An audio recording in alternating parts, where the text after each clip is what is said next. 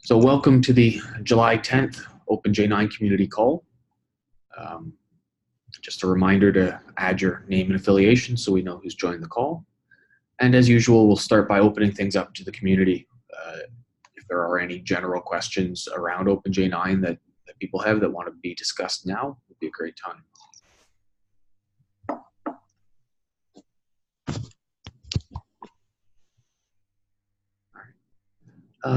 This particular week, we're fortunate to have a lightning talk from Marius on some of the updates to JIT as a service.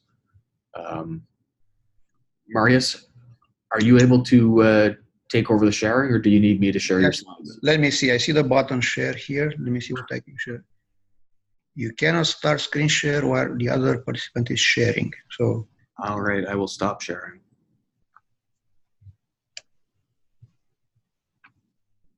Okay.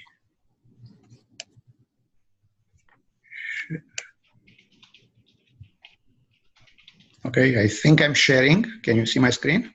Yes, we can. Okay, so let's get started. So this is going to be an update on the JIT as a service project. And I have to apologize beforehand if this talk is not going to be so lightning. So it's going to take about 20 minutes. Okay, so first a refresher, what is JIT as a service? So the idea here is to extract the JIT compiler from the JVM and containerize it and then manage it intelligently in the cloud through an orchestrator. We currently have a prototype, but we want to transform that prototype into a fully fledged product that is able to be deployed into the cloud. We're thinking something like IBM Cloud Private or maybe Amazon AWS. We are going to focus on 5 directions in our development, and those are, Mark tells me to go into presenter mode. What? Okay, full screen. Is that better? Yes, I think that's better. My screen? Okay, you can see my screen. Okay, fine. So we are going to focus on 5 directions of development, and those are functionality, reliability, performance, usability, and broad platform support. So currently we offer support for Linux x86, but soon we'll extend that to Linux on Z and Power on Z, and maybe in the future Mac, why not? With respect to functionality, we want to provide the same capabilities as the in-process JIT. Recently, we have added support for AOT compilations that are performed at the JITServer, but I have to mention that the share class cache, where those AOT compilations or bodies are stored, still resides at the JVM client.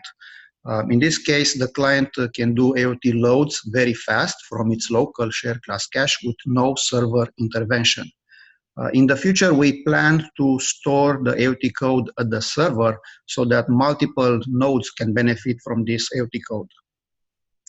We also have the ability to compile for a specified target processor that exists at the client. We have to do this because the cloud is inherently heterogeneous. So different machines with different capabilities exist, and we cannot allow a server to generate instructions for a processor that doesn't understand those instructions. Current solution is able to do encryption for the traffic, but there is a caveat. The server can be configured with command line options to perform either encrypted or unencrypted traffic. You cannot do both at the same time. You have to have 2 servers, one for the encrypted traffic and one for the unencrypted. But we plan to address this limitation in the future.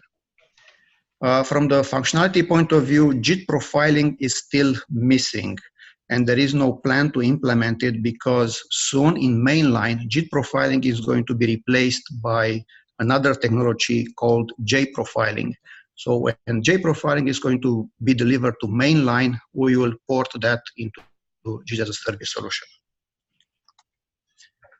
Reliability is very important because we are dealing here with a distributed system. The client and the server run on different machines that are connected through a network, and networks can be flaky. So we have to program with failure in mind. So we have added a few features to increase reliability. For instance, now we accept a timeout value for the sockets, which is set by default to 1 second, can be changed, and we plan to tune this in the future. Also, compilations can be retried locally if the client experiences a timeout, or maybe the server is completely not available. And crashes at the server do not affect the client at all. So we've done an experiment where we killed the server, and the performance at the client was still very good. We've also added a version check to prevent situations where a client tries to connect to an incompatible server. So why can they be incompatible? Maybe the server, the structure of the messages has changed, the server or the client, or maybe one understands more messages than the other. In theory, this shouldn't happen. This incompatibility scenario shouldn't happen because the orchestrator should be able to figure out where to send the messages from a client.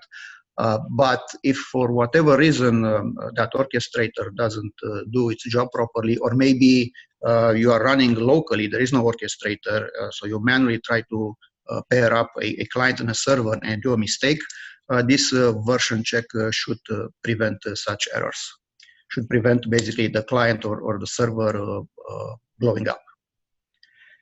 From the testing point of view, currently we pass all tests in the sanity and extended buckets, but just for Java 8. We haven't looked yet at Java 11. We'll do so in the future. And there is an asterisk to that all statement because recently, a couple of days ago, a developer from our team discovered a crash in a system test, but it's very, very intermittent, 1 in 100 runs. And we still have to determine whether or not this failure happens with a non-modified JDK as well. Thanks to the excellent work done by Adam and Shelley, PR testing is possible, and I put there the command line to be used. And we're also planning to add unit tests for some of the scenarios that may be encountered very rarely in practice. So things like the JITServer crashing or being killed, in another instance being resurrected in its place, or maybe messages could be dropped completely or arriving out of order, or maybe a JVM tries to connect to an incompatible server. So currently we can handle all these situations, but we have to make sure that in the future we'll still be able to handle them. That's why we need the unit tests. We always had performance in our mind, and we've made incremental improvements in this respect. For instance, we've reduced the overhead when using SSL by 21%. How did we do this? Previously, when a compilation thread issues a request, it needs to open a connection, and after the compilation is over, that connection is torn. So this created overhead because for SSL connection specifically takes a lot of CPU. Therefore, we changed the code such that a client will keep the connection open as long as there is something in the compilation queue. It closes the connection only when there is nothing to be done. Today, the overhead added by SSL in CPU at the client is about 20%. So there is still a price to be paid if you want to use encryption, so we have to keep that in mind. We've also reduced the CPU consumption at the client since I last presented in this forum. For warm compilations, we reduced the CPU by 18%, while for hot compilations, we reduced it by 51%. Cheap compilations can be performed locally or should be performed locally, and we have an option to do so. It's called enable JITServer heuristics. And the reason behind that move is that cheap compilations, like cold and not compilations, are not expected to use a lot of CPU and are not expected to create big spikes in the memory footprint. And therefore, there is no reason to move them remotely where you just pay the latency price, but there is very little to be gained in return. We've also tested other applications for throughput, like DayTrader 7, and we've seen similar results as with our traditional Acme Air application. So using the JITServer solution, the CPU consumption of the client reduces by, in this case, 55%. There is no loss in throughput and a very small increase in footprint.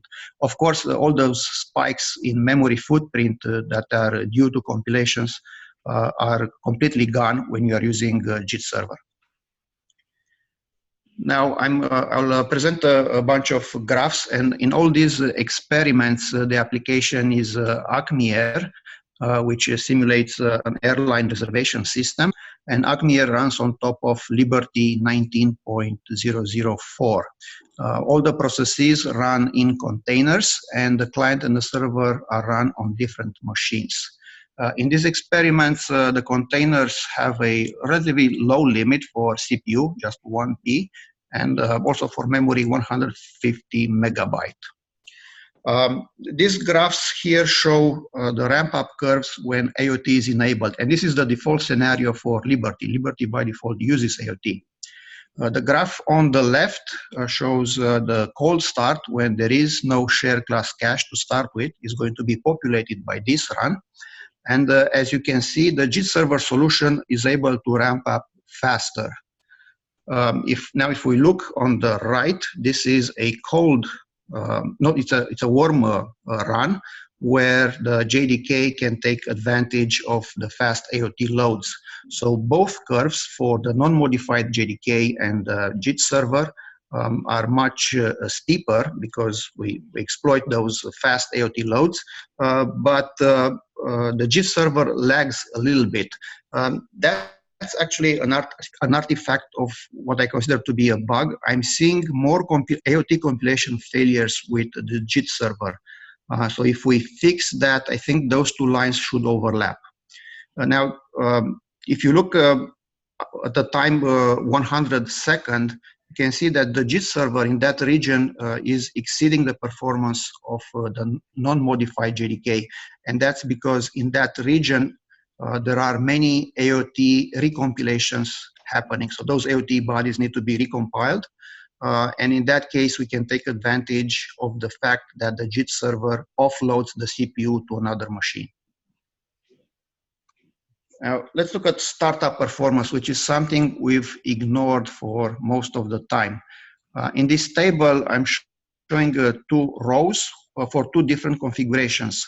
One is using 4 hardware threads, 4 cores, and the other one is the more constrained one, just 1 core for the application.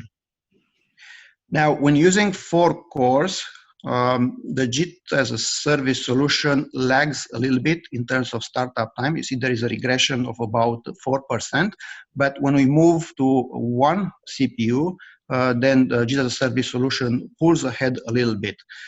So why is that happening? With 4 compilation threads, there is free CPU. Liberty, when it starts up, uses between 100% and 200% CPU. Therefore, about 2 cores are always available. So there is no advantage of offloading the CPU to another machine. We just see the price of increased latency due to the remote accesses. And I've done some measurements, and I'm seeing that the elapsed time for warm compilations is about 3 times higher when using JIT as a service because of network latency and all those messages that need to be exchanged during one compilation. So we still have to make improvements in reducing the communication between client and server to reduce this overhead. Whereas when you move to a constraint situation with 1 CPU, this latency is overcome by the fact that we can offload the CPU to a different server, and then you have more cycles for the application. Now let's see how JITServer performs in the cloud. So in the last presentation, I showed you performance in IBM Cloud Private, and this time I'm showing performance in Amazon AWS. The application is the same, Acme Air, and we are seeing 2 graphs. On the left, I'm showing the footprint while the application is running. As you can see, with the JIT as a service solution, the spikes in memory due to compilations are completely gone. Looking on the right, this shows the ramp-up curve, and basically the two lines more or less overlap, showing that JIT as a service solution does as well as the non-modified JDK. Now, from the usability point of view, we've implemented a heartbeat thread, and this prints periodically to the verbose log some information. We print the number of connections that happen at the server, and also the number of compilation threads that are active. To help with debugging, the server is going to send the compilation logs back to the client. We do this because it's unreasonable to expect a developer to start to search through the cloud to see where those compilation logs are.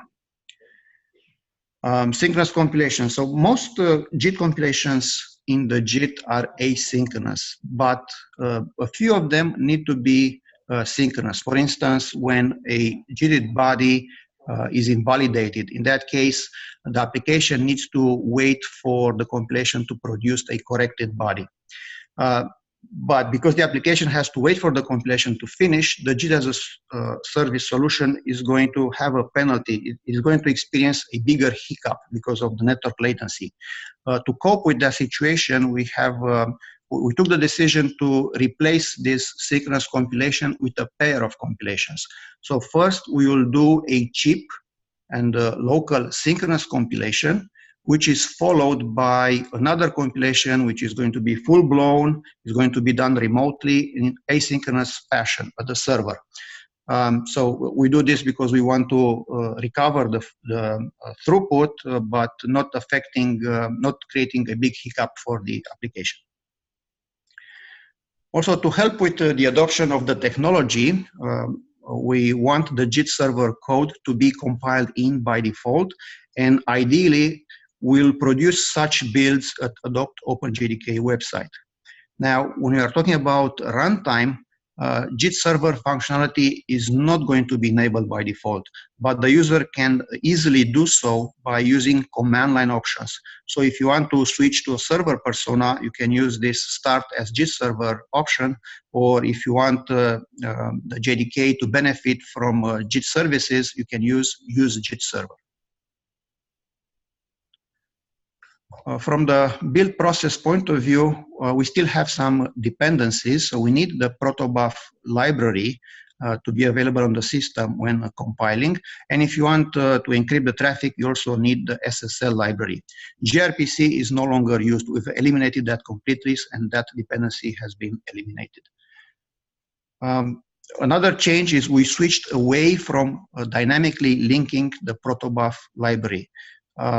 Because of this, the protobuf library is no longer needed at runtime, and this in turn means that the resulting container is going to be smaller because we do not have to include the protobuf SO in the image. This is about 37 megabyte in size. Currently, we have Docker files for Ubuntu 16.04 and 18.04, and we plan to create images for Red Hat 7 and UBI. So what are our plans in the future, in the near future? Well, currently the code still lives in a separate branch, and we want to port this branch to the master branch of OpenJ9 project. This effort of porting the code has already started, and I'm expecting today to have the first PR, and we plan to finish early fall. There is a lot of cleanup effort to eliminate compiler warnings. We have quite a few outstanding to-dos and fix me in the code. We also want to add more comments and more documentation. You should be aware that the name will change, so the JIT as a service will become JITServer, and the reasons behind this change are explained in issue 6203. So the plan is to deliver the JITServer code initially to the master branch protected by an if-def. So the code is not going going to be compiled in, but users that want to test the technology can easily do so by using a configure or a CMake option to enable that if-def and compile in the server code. In a second phase, we will change the PR builds to actually compile in the JITServer code and test it. And in order to limit the stress on the build and test machines, we are going to do this just for Linux and just for Java 8, but then we can extend it. In the third phase, I would expect to change the build process at Adopt OpenJDK such that the JIT as a service code is going to be included by default in the JDK, and then the user can easily turn it on at the runtime with the commands that I showed in the previous slide. And that is all I have for today. If there are any questions, I'll stop sharing now.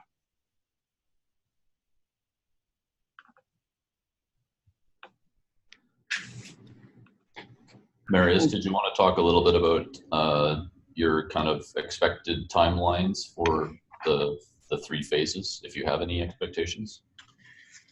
As I said, the first phase will be early fall, so finishing of porting the code in the master branch. Then phase 2 will have when phase 2 starts, will have to be determined by the goals that we will set in place. So, of course, we like to prove that the new code doesn't introduce any new performance or functional defects. So it needs to be thoroughly tested, and depending on the results of those tests, phase 2 can start sooner or later. I don't want to speculate. I'm hoping it's going to be less than a month. And then the third phase, basically, we will have to talk with Adopt OpenJDK people to see if they have any objections in building by default their website.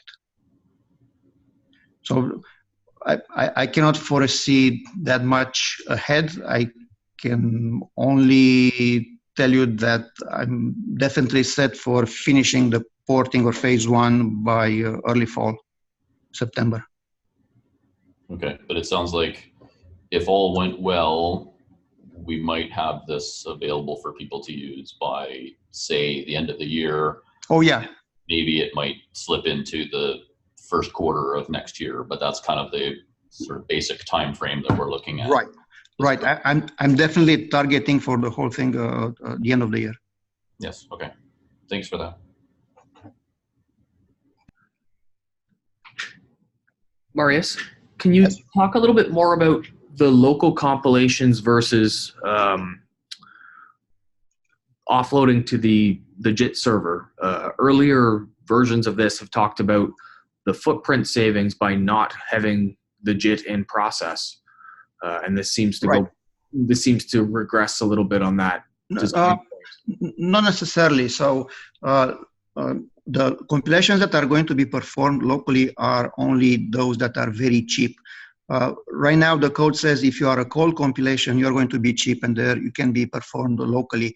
I'm going to do some analysis and actually set even a threshold on the number of bytecodes for that cold compilations. So we want to keep local only those compilations for which the memory taken during the compilation is going to be very small, less than half a megabyte or so.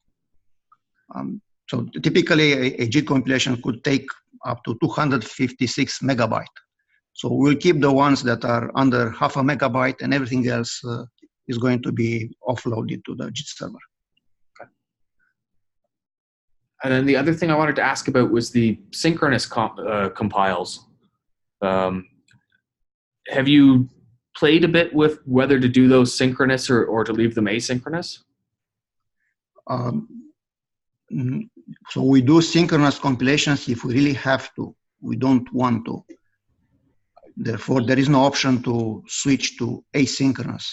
There's a class of optimizations, Dan, where you cannot continue to use the code once a certain event happens because of an optimization is speculatively assumed that something's not true. And if a particular kind of class gets loaded, then you have to change the compiled code at that point. So we've traditionally solved that by synchronously recompiling the target, and any application thread that tries to run that method in that time before that synchronously compiled method is ready, that it will pause. And that's just a correctness feature. Yeah, I had missed sorry, I must have missed that in the original presentation, that this was about the assumption and validation case. Yep.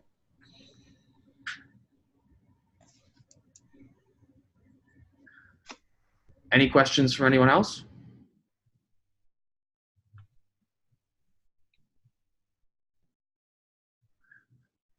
All right. Thank you very much, Marius, and we'll continue on with our agenda. You're welcome.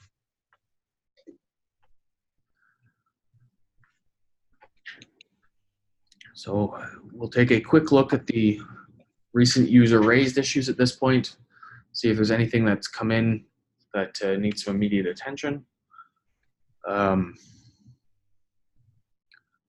The first one is a question about registry handling that I'm not sure is OpenJ9 specific. It may be a general issue with the code post Java 7, I believe, is when they first talk about the behavior difference. So it's a little bit more work to run that down. And then we'll see where we get to with that next. This question was around interning, and it's a case where OpenJ9 is failing on something that isn't failing on Hotspot. And so we need to look into this a little further to help the developer figure out where to go next with it. They've developed a programming language that uses interning, and occasionally their assertions are failing on things that they believe should have been interned. So unfortunately, there's no simple test case here, so we'll have to see what we can do to help them make some progress there. And this other one is an issue with the results from class.getName. Mike Zhang locally, I believe, is looking at that. So that's targeted currently to the 0.16 milestone. And we'll see where we get to from there. All right, the rest of these are ones we've discussed on previous calls, so we'll jump back to the agenda. I'm going to skip over the adoption metrics in the interest of time, because we're running into our 10 minutes left in this meeting before we're out of time, and I'd like to make sure we have a chance to talk about the upcoming release. So 0.15, of course, being the big one, which is coming up July 17 or just thereafter. Thank you to Simon and company for having done the milestone 1 builds. At this point, we found one issue there, one crash in the milestone builds. It's been reproduced. It's a crash on 390 running concurrent scavenger. It's a crash in a compiled method. So that's being looked at now to determine how serious of an issue that is, and whether we can ship with that or not. So we'll hopefully have an answer to that very quickly. I see somebody else has added a link to an issue here about OpenSSL. Going back to the concurrent scavenger crash, that might be a dupe of something that Philippe already has a fix for. Okay, that would be good. So is that details of that in the issue already? No. Okay. I can add it after the call. All right, thank you. For the OpenSSL issue, this one's new to me. Does somebody have the... Yeah, I opened that a while ago and then forgot about it. So OpenSSL isn't working on some OSs, in particular Red Hat 7, because it uses a different name for the shared library that we're not looking for. So you'll just get slow performance if you're running on one of those OSs. I'm looking at that at the moment, Peter, so we should have a fix in the next day or so. Great, thank you.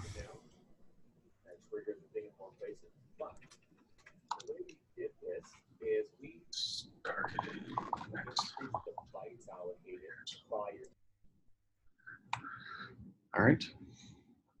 Is there anything else that people are aware of that may be a problem for the 0.15 release, or that we need to be taking action on to be prepared for that?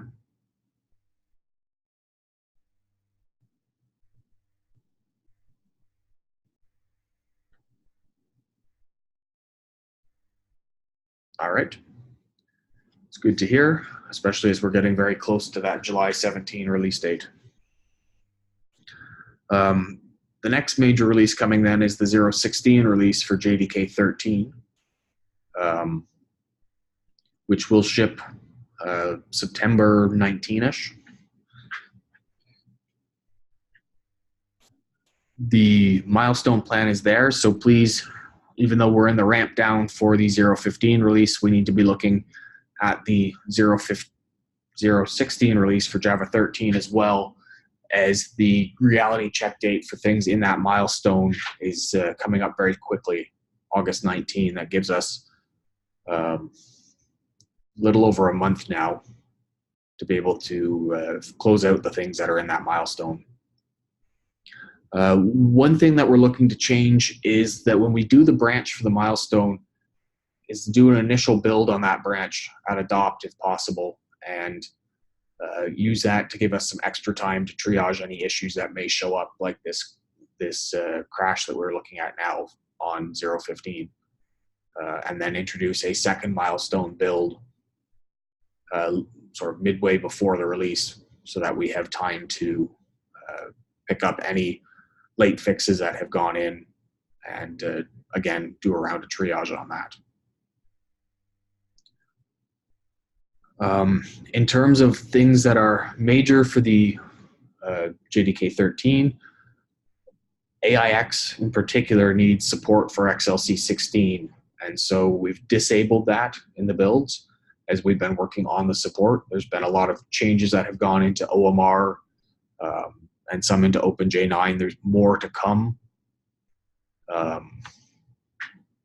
So expect more changes there, and especially those on the working on the Power Platform, please be aware of this and help resolve any issues there. All right. In terms of time then, I'm going to skip down to the general business because we're running up to sort of the 4.5 minute mark before our Zoom time runs out. Is someone from Adopt on that can give us an update on Adopt? Sure. Just to say that we're trying to do the final triage this week of the test targets that we're going to be including in a version 1 of the Adopt Quality Assurance Plan. That's around 145 test targets. The top level kind of targets include Sanity System, Extended System. I'd like to include Sanity OpenJDK. This currently OpenJ9 has some failures in that top level target. You have listed them in your projects number 8, and I've tried to tag some of them there. Special functional, which are the multi-byte character set tests. We also have done the work so that we could use any of the functional targets against a hotspot. So the idea with Aqua is to include tests that can be used for any implementation. So this is why so far we're selecting which things go in carefully. And the first version is a very minimal set of tests just to make sure that the mechanisms are in place for us. Sanity Perf, for the first version of Aqua, this will be just treated as functional tests, so those targets have to be able to run. If they can't run, that's a problem. We won't be comparing against any baselines for version 1. On the note of sanity testing, we've added an additional 15 Renaissance benchmarks, and 11 DeCapo benchmarks. So this is of note to any developers who want to easily run a whole whack of benchmarks, performance benchmarks. They can actually just call those targets directly in their local builds or in grinders to see how they perform. I'll be posting some additional information in an upcoming blog post so people know what's there and what those DeCapo and Renaissance benchmarks are actually doing.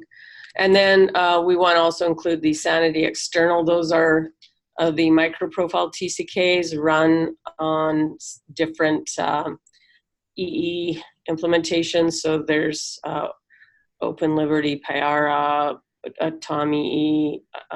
If I'm missing some, there's 5 in total. So those run the microprofile TCKs on several different platforms. I guess the note here, I'll skim over the rest of this. For the upcoming release, we're still very short on certain platforms, certain machines. There has been an additional Mac added, so we have 3 in total, which is extremely limited number. Windows machines we're also low on. I believe Stuart is looking at adding more, but these platforms will slow down the release just as they did last time. So just making people aware, if we don't get the machine numbers bumped up in time, we will have the same type of takes a day to run through all the testing. Shelley, just Yep. 1 second, because we're almost out of time, and I just want to let people know that if we cut off abruptly, that's why. Yeah, that's all I had really anyway. I wasn't going to go into any other details here. You had asked about the CUDA libraries. Just wanted to say Martin had commented he's in agreement with Mark's suggestion. So I think Stuart could just proceed on that. Okay, that's good to hear. Let's follow up with that via Slack or offline. Yep. Given the time, we'll skip the machine updates because I'm expecting our call to get cut off. Unless, Adam, there's any critical item you want to call out in there? Nope, my updates are in red if anybody wants to read them. All right. Then I think we will close the meeting out at this point, given the timer is rapidly counting down to 0. And we'll meet again next week.